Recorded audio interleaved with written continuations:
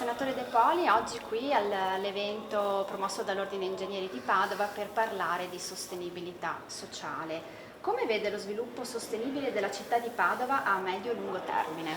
Ringrazio l'Ordine degli Ingegneri perché ritengo fondamentale e importante parlare di questo tema per la nostra città, per il nostro Veneto, ma vorrei dire per l'Italia e oramai anche a livello chiaramente europeo e internazionale.